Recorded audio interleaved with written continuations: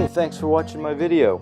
Well, you can see I'm starting with a piece of masonite, primed white, 1/8 inch tempered masonite. And then I cover that with a roller with blue acrylic paint. Very inexpensive acrylic, white and blue mixed together.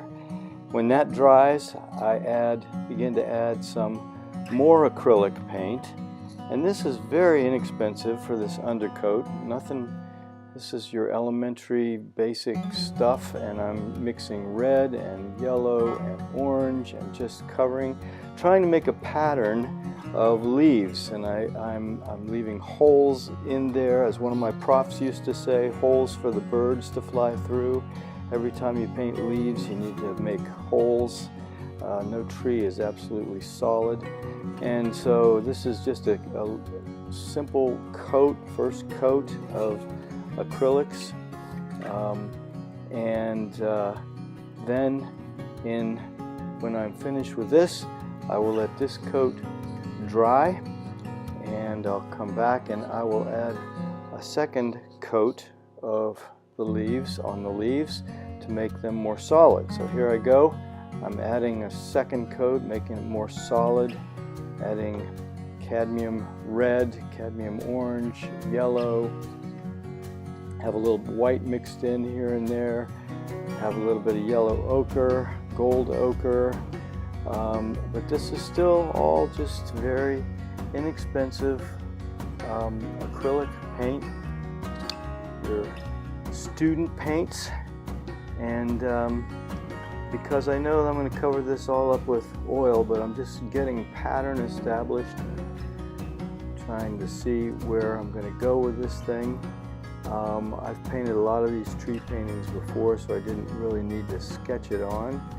Now I'm using burnt umber and phthalo blue mixed together, make a dark or almost a black color. I don't use black, I mix brown and blue together. And I'm doing the tree trunks still acrylic, and I'm looking in terms of repetition and variation. You know, some of the trunks are thicker, there's variation in the size, but there's a kind of a repetition in what they're all doing. So repetition and variation is very important in paintings, and I always try to do that. And so this, I'll do a couple coats of this onto the trunks, and then I'm going to begin to work in with oils. That's what I have here.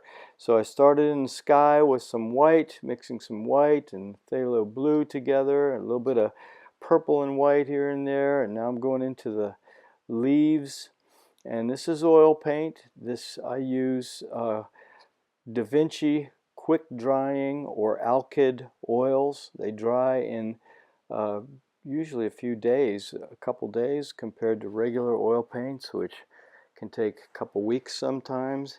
So I like to put it on thick. I put the brushwork on thick and start in larger areas and then work into more smaller areas, and thinking lots of thick brushwork and little details now. I'm getting more and more detailed.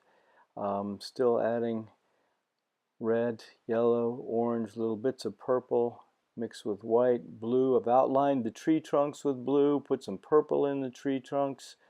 As you can see, those colors aren't in nature, but I think they really make it stand out, sort of pop when there's purple and blue outlines. I outline a lot of things in a blue, light blue.